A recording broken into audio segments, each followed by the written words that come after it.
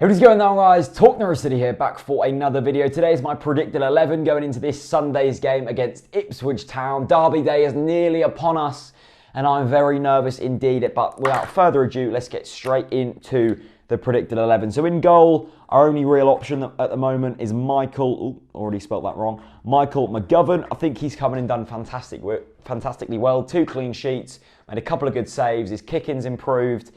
To be honest, I like him. He looks a bit more mobile than Ruddy, a bit smaller, which is probably why he looks a bit more mobile. His distribution's been good. To be honest, no moans from me at the moment about McGovern. I'm pretty sure you can guess the defensive line at the moment because 2 clean sheets from 3 games, and they're doing very well. You can't change any of them whatsoever. So Pinto, Bennett, Close, and Brady. I mean, I suppose the only one that could be changed in there is Brady, you know. Not really a left back by trade, although he can play there. This defensive partnership, this centre-back partnership of Bennett and Close has just been exceptional, so definitely keep in there. I think Pinto's been really good. I still think on times he gets caught out up the field. He's going to have to be careful. I would have thought Ipswich will be playing on the counter-attack, so Pinto will want to be careful. Maybe not commit as far this time round. The same with Brady as well. We need to keep fairly compact at the back. So that's that. But the defence has been brilliant so far. Really impressed with that because that's been our downfall usually in recent years is a weak defence.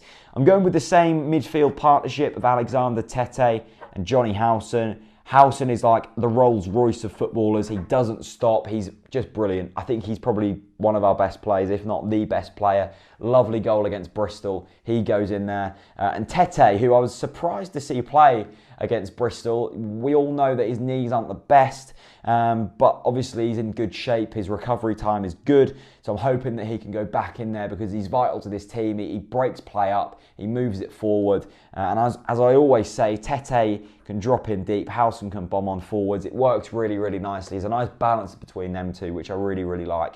Now, the sort of front four is where the most changes have happened, where the most debate has occurred because people don't really know where people should play, and if they do, who should play. That we've got so many players in these positions and good players, it's tough to pick them all. So I'll start out on the left in behind the striker. I'm going for the same formation. I'm going with Stephen Naismith. Lots of criticism regarding Stephen Naismith, and I'm not overly sure why. I think he's trying really hard. I think he's been moved about position, so he's obviously not going to settle too well. He's got a goal this season already. He dominated against Blackburn. I thought he was pretty decent under difficult circumstances against Sheffield Wednesday and moved the ball on nicely and created chances against Bristol City. So for me, I can understand and I sympathise with the criticism towards Stephen Naismith, but I'm certainly not going to criticise him. I think once he nails down a certain position, then I think he'll be good. And hopefully he does stay at the club as well, because I think he does want to prove something. He does want to get us back into the Premier League, and I think he'll be an important man going forward. So my message will just be back Naismith, because at the end of the day, he is a top draw player. In behind the striker, I'm going with Wesley Hoolahan. Again, very surprised to see him start against Bristol. I would have thought he would have been rested, but obviously not. But he's just been exceptional this year. He's like a fine wine. He does get better with age, that's for sure. Creates chances out of nothing. He's scored goals against Ipswich before. He knows what it's all about. He's going to be an experienced head on this pitch. And, you know, in a game where not loads of these players have played against Ipswich, the likes of Howson, the likes of Tete, the likes of Hoolahan, the likes of Bennett are going to be crucial in this game when we really need them. And then out on the right, you've got a few options really. You've got Jacob Murphy, who's returning. You've got Josh Murphy, who I haven't been overly impressed with since he's come into the team. But I'm going with this man, Sergi Canos. I think he was brilliant when he came in against Bristol. Quick feet, strong. I really didn't realise how quick he was. I thought he was more of a Hoolahan, kind of quite slow, but kind of moves the ball forwards. A bit like Naismith, a bit like Hoolahan. But Canos is direct, he's quick, he's pacey, he's got quick feet. Looks like I've got a decent shot on him. So I'd stick Canos in there, and I think he's got something to prove as well. A new player coming into a club, he's going to be wanting to prove something, and it would be huge for him if he maybe got a goal or done something special against Ipswich. And then up front for me, Cameron Jerome.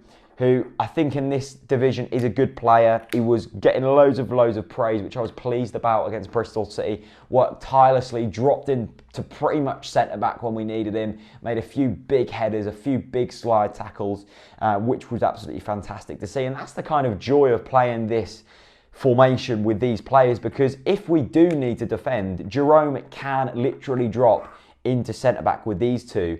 And Naismith can go as a sort of a number 9, or Houlihan can move forwards and Canos can move up there. So there's a lot of flexibility with this formation. That's what I like. The only problem I have on times, and I think this was really highlighted against Sheffield Wednesday, was the midfield can get so easily overrun if the fullbacks are having to defend a lot. You know, with that middle two, it's tough to retain the ball when you're under pressure, because obviously the fullbacks need to stay back, which means it is still a midfield two. They're doing a lot of work. The attackers still do kind of need to stay forward, because if we drop too deep, then it's going to be tough to actually get the ball out of our half. So that would be my only criticism. But with the quality of our defenders and the quality of our attack, we can kind of keep teams at bay defensively and then really punish people on the attack. So it's worked nicely so far. I think it will work well against Ipswich. And I think that is a really, really solid team. And on paper, one that should win. And to be honest, on paper, one that should beat pretty much any team in this division. But as we all know, football isn't played on paper. That is my predicted 11. A few kind of things, I guess. Would you start Toffolo instead of Brady? I'd say you'd all probably agree on the defence and midfield, unless you'd maybe bring Malumbu in for Tete, I'm not sure. But I'm more interested about this forward four.